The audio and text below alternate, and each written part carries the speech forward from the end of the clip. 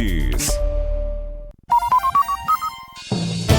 11h34. Manhã Bandeirantes vai falar agora de mudanças climáticas e de todos os problemas que o Brasil vive, mas em especial São Paulo viveu na semana passada. E olha, o tempo está prometendo virar de novo ainda essa semana e o calor voltar, hein?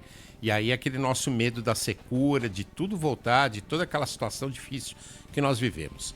E nós estamos na ponta da linha com o secretário executivo de mudanças climáticas da cidade de São Paulo. São Paulo tem um secretário focado exatamente nesse assunto, que é o ex-presidente do Tribunal de Justiça, o desembargador Renato Nalini. Desembargador, bom dia, tudo bem? Bom dia, como é que vai? Tudo em ordem? Tudo bem, felizmente. Eu queria que o senhor falasse um pouquinho para a gente desse trabalho da secretaria nesse assunto, mudanças climáticas aqui na cidade de São Paulo. Providências estão sendo tomadas para mitigar essa situação aqui para o paulistano? Pois não. A Secretaria Executiva de Mudanças Climáticas já mostra a preocupação do município de São Paulo com aquilo que hoje nós nem já chamamos mudança, são emergências climáticas, né? Que exigem de todos, mas principalmente do poder público, um tratamento urgente. Nós nem podemos mais falar em mitigação apenas, porque nós precisamos fazer com que São Paulo seja uma cidade resiliente, adaptar a cidade para fenômenos extremos que, sem dúvida, acontecerão. Aquilo que ocorreu em Porto Alegre, no mês de maio, aquilo que aconteceu em São Sebastião, em fevereiro do ano passado, provavelmente vai acontecer aqui em São Paulo. E o que nós podemos fazer? Então, nesses 3 anos em que existe a Secretaria, houve um investimento bastante razoável em medidas que não aparecem, ou seja, macrodrenagem, jardins de chuva, limpeza de córregos, desentupimento de bueiros, edificação de muros de contenção e de arrimo para não haver desmoronamento. Né? Isso evitou que no período de chuvas de verão, entre 2023, novembro de 2023, e abril de 2024, nós não tivéssemos morte por afogamento ou por desmoronamento de encostas, o que era comum acontecer em São Paulo, né? Até porque nós erramos ao fazer de São Paulo essa insensata concentração de quase 13 milhões de pessoas, né? Retificando seus rios que serpenteavam por suas várzeas, permitiam que houvesse uma vegetação luxuriante, uma avifauna maravilhosa. Não, o que nós fizemos? No decorrer dos séculos, nós fizemos com que São Paulo fosse uma cidade completamente impermeável. Então, quando a água cai, ela não tem onde se infiltrar, não é? Quase não há terra mais. E é evidente que ela vai ganhar força, vai formar correntezas, vai causar enchente, inundação, alagamento. Então, uma das preocupações da Secretaria é exatamente o plano de prevenção de chuvas de verão, e que está funcionando. Todas as secretarias estão juntas, a Defesa Civil, o Centro de Gerenciamento de Emergências. Então, tudo isso funcionou bem. Agora, não é suficiente ainda, né? Nós precisamos pensar em devolver para a cidade o solo que dela foi subtraído quando nós edificamos uma metrópole do automóvel, né? Então, temos mais de 8 milhões de veículos percorrendo a cidade diuturnamente, sem falar que ela continua a ser um lugar de passagem de quem percorre o Brasil, porque não terminamos os rodoanéis, né? Nós temos 13.300 ônibus, nós temos 2.200.000 motociclos, ou seja, motocicletas, que também funcionam alimentados por combustível fóssil. Tudo isso, esse transporte, emite 67% daqueles gases venenosos causadores do efeito estufa, né? Então, como é que nós podemos fazer com que a cidade seja mais acolhedora, ofereça maior qualidade de vida? Nós precisamos de mais árvores. São Paulo precisa de vários milhões de árvores. Infelizmente, o plantio que a prefeitura faz, que é de cerca de 90 mil espécies ou exemplares por ano, é um ritmo muito lento. Nós precisaríamos convencer a sociedade civil, mas principalmente o empresariado.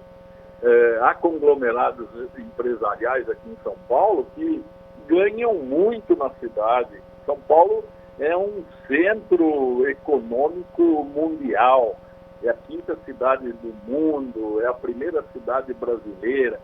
Então é justo que esses grupos, Secretário, essas instituições... Pois não.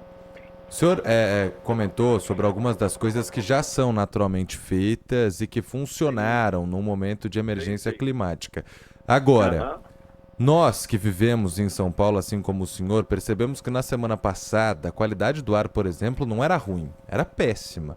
Era muito difícil, por exemplo, de você caminhar ao ar livre, porque tinha realmente uma dificuldade ao respirar. Hoje, qual a maior preocupação da prefeitura em relação às mudanças climáticas? O que precisa ser feito com urgência? Com urgência, nós precisaríamos caminhar na transição energética. E os passos têm sido dados. O Brasil é um potencial imenso para essa transição, né? Então, o que se faz aqui na prefeitura? Nós já temos quase 300 ônibus, entre ônibus e trólebus, que são movidos à eletricidade. Um projeto do prefeito para entregar até o final do ano mais 2.600 ônibus elétricos. Este ano? Este ano ainda, secretário? Ele encontra uma série de obstáculos, porque você sabe... Isso que eu queria saber, está demorando, né? Está demorando por quê? Porque os dois maiores vilões que emitem os gases de efeito estufa aqui na capital, né, transporte e energia estacionária, não estão no rol das competências privativas do município. Ou seja, cada vez que se vai cuidar de transporte, nós esbarramos na regulamentação federal, né, assim como quando vamos transformar a nossa energia, que é fornecida por uma só concessionária, quando nós vamos partir para mercado livre, quando nós vamos utilizar placas voltaicas ou energia solar... Secretário, desculpe interrompê-lo, mas esse ponto é importante. Quer dizer, a gente está comprando ônibus, mas não tem como carregar esses ônibus, é isso? Não, ainda não. Dessa vez, houve primeiro obstáculo no governo federal em relação à aquisição de ônibus. Não são quaisquer ônibus que nós podemos comprar. O município não tem livre escolha. Mas ele continuou no processo de aquisição, mostrando que ia adquirir. Em seguida veio esse orçamento da nossa concessionária de energia elétrica, querendo cobrar cerca de 6 bilhões para fazer a adaptação das garagens, para fazer a recarga, ou seja, um outro empecilho. 6 bilhões que a Enel quer cobrar para que as garagens possam ter capacidade para carregar os ônibus. Sim. Uma surpresa, porque isso não estava previsto no plano municipal. Em seguida, vem uma disciplina do Corpo de Bombeiros, tornando quase inviável essa implementação, tantas as medidas que devem ser tomadas, como a distância entre um veículo e outro, verdadeiros muros blindados para separar um veículo do outro. Então você veja como se encontra um empecilho. A boa intenção, a promessa, ela fica dificultada de ser implementada, de ser cumprida por obstáculos que não são aqueles que que sejam da competência do município. E né? como se supera isso? Como se supera esses obstáculos? Bem, nós temos um grupo dentro da secretaria chamado Confrota, né? Porque você veja que uma secretaria ela seria inócua se ela não dialogasse com a academia, com a universidade, com o empresariado, com a sociedade civil. Então, nós chamamos todos os especialistas e todos os interessados para fazer discussões, debates e encaminhamentos. Então, o projeto está andando, vai sair. Eu não posso prometer que seja este ano ainda, porque veja a premência. Nós já vamos já estamos no terceiro trimestre, no último trimestre de 2024, né? Sim. Mas o que está caminhando rápido nessa área por exemplo, todos os veículos da Guarda Municipal, que são a nossa força de segurança, são veículos movidos a eletricidade. O ano que vem, todos os caminhões de coleta de resíduos sólidos serão também movidos a eletricidade. Então você veja a dimensão dos problemas que a municipalidade enfrenta. Agora, a prefeitura está pensando mais em pessoas. Então, nós trabalhamos muito em parceria com a Secretaria da Saúde, com a Secretaria da Assistência Social, a Secretaria do Trabalho, para fazer com que medidas simples possam ser adotadas no âmbito de cada residência paulistana para que nós possamos enfrentar essas altas temperaturas. Então, nós já temos um plano de redução das consequências das temperaturas elevadas, né?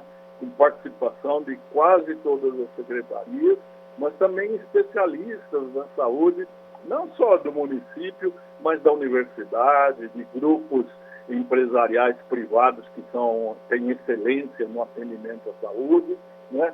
Para que ninguém seja apanhado de surpresa, né?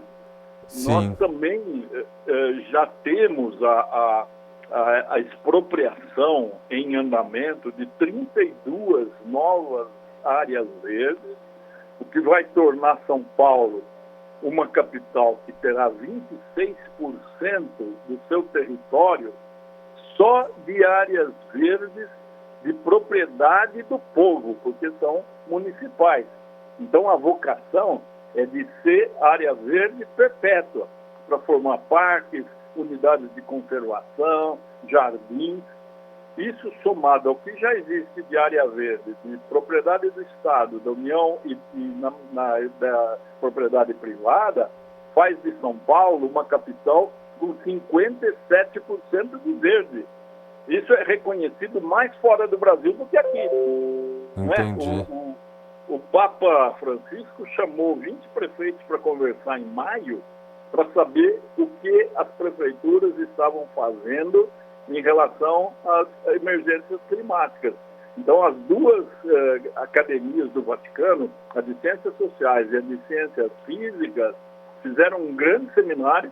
O prefeito Ricardo Nunes foi ouvido, trocou figurinhas com os demais prefeitos. A prefeita de Paris o convidou para ir lá nadar no Sena, perguntou quando é que ela poderia nadar aqui no PP, alguma coisa que vai demorar mais.